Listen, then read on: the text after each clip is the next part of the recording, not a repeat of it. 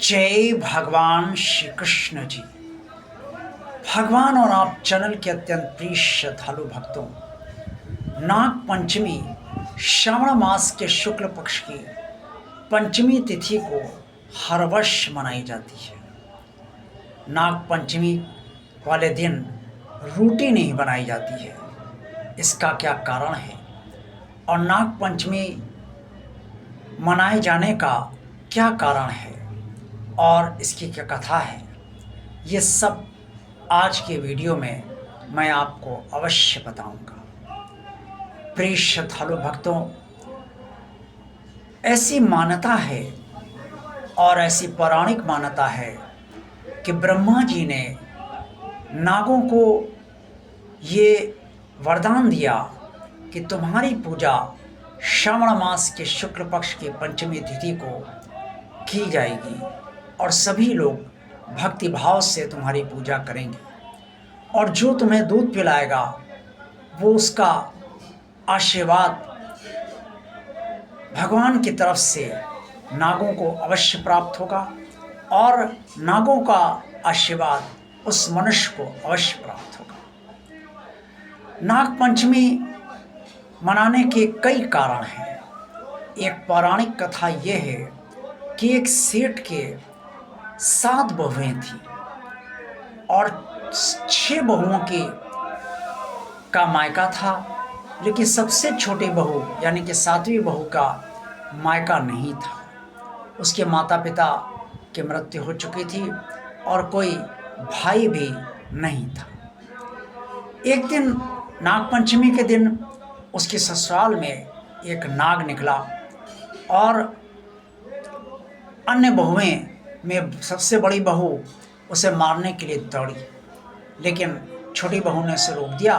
उसने कहा, इसे मत मारिए, मैं अभी इसका उपाय करती हूँ।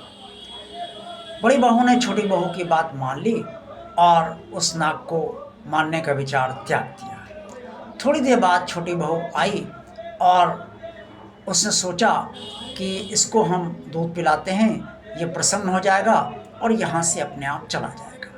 उसने नाग देवता से हाथ जोड़कर कहा, आप थोड़ी देर रुकिए, मैं दूध लेकर आपके लिए आती हूँ। ये कहकर छोटी बहू चली गई और घर के कामों में व्यस्त हो गई। वो भूल ही गई कि उसने नाग देवता को क्या वचन दिया है। नाग देवता वहीं बैठे रहे और उसकी प्रतीक्षा करते रहे, लेकिन वो नहीं आई। अगले दिन उसे याद आया कि वो तो नाग देवता को वचन दे आई थी और वो उसी कमरे में वहाँ पर बैठी होंगी। अब वो वहाँ गई और उसने नाग देवता से कहा और क्षमा मांगी कि मैं भूल गई घर के कामों में, मुझे क्षमा कर दीजिए, मैं अभी दूध लेकर आती हूँ। नाग देवता ने कहा कि मैं तुम पर बहुत क्रोधित हूँ और मैं तुम्हें डस लूँगा। मैं तुम्हारी प्रतीक्षा कर रहा हूँ और तुम घर के कामों में इतना व्यस्त हो गई कि अपना वचन ही भूल गई। तो छोटी बहू ने विनती की, मुझे काटिए नहीं, मैं आपको अपना भाई मानती हूँ, मेरा कोई भाई नहीं है, मैं अभी दूध लेकर आती हूँ। ये कहकर वो तुरंत दूध लेने गई और दूध लेकर आई और नाग देवता के समक्ष रख दिया। दूध देख कर नाग देवता प्रसन्न हुए।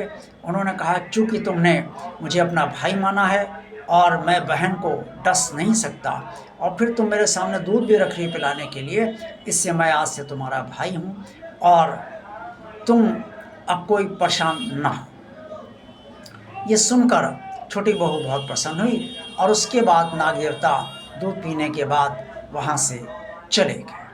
लेकिन जाने से पहले उन्होंने कहा कि तुम जब भी अपने इस भाई को याद करोगी तो ये भाई तुम्हारी मदद अवश्य करेगा और भाई होने का कर्तव्य अवश्य निभाएगा। कुछ समय बाद सभी बहुएं अपने मायके जाने लगीं, लेकिन छोटी बहू ससुराल में रुक गई और सारी बहुओं ने कहा, जो बड़ी बहुएं 6 थीं उससे, उन्होंने कहा कि तुम कहाँ जाओगी, तुम्हारा तो कोई मायका है ही नहीं, तुम यहीं रहो।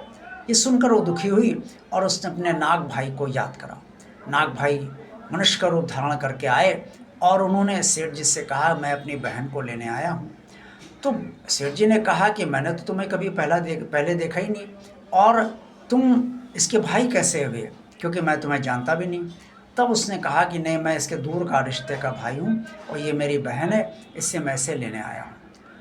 जैसे ही छोटी बहू ने उसे देखा तो पहचान गई, ये वही नाग देवता हैं। तो उसने सेठ जी से कहा, बाबूजी ये मेरे वास्तव में दूर के भाई हैं और मैं इनके साथ जाना चाहती हूँ। सेठ जी ने कहा, ठीक है, तुम इन्हें पहचानती हो तो जाओ इनके साथ। जैसे ही नाग देवता उस छोटी बहू को लेकर निकले, उस सर्प में बदल गए और उन्होंने कहा, तुम पहचान तो गई हो, परेशान ना होना, मैं तुम्हें नागलोक ले जाऊंगा और वहाँ पर पहुँच कर तुम डरना नहीं, क्योंकि तुम मेरी बहन हो, तुम्हारा वहाँ कोई नुकसान नहीं करेगा। थोड़े दिन वहाँ पर छोटी बहू वहाँ पर रही और उसके बाद कुछ समय बाद नाग भाई ने अपने बहन के अनुरोध पर ससुराल वापस भेजाने का न्योता स्वीकार कर लिया और वो अपनी बहन को लेकर आया और काफ़ी धन बहन को उसने दे दिया। ये देखकर सेठ भी आश्चर्यचकित हुए और अन्य बहुएं भी जो ससुराल आ चुकी थे आश्चर्यचकित हुई। उन्होंने कहा, ये भाई तो तुम्हारा बहुत धनवान है और तुम्हें बहुत धन देता है।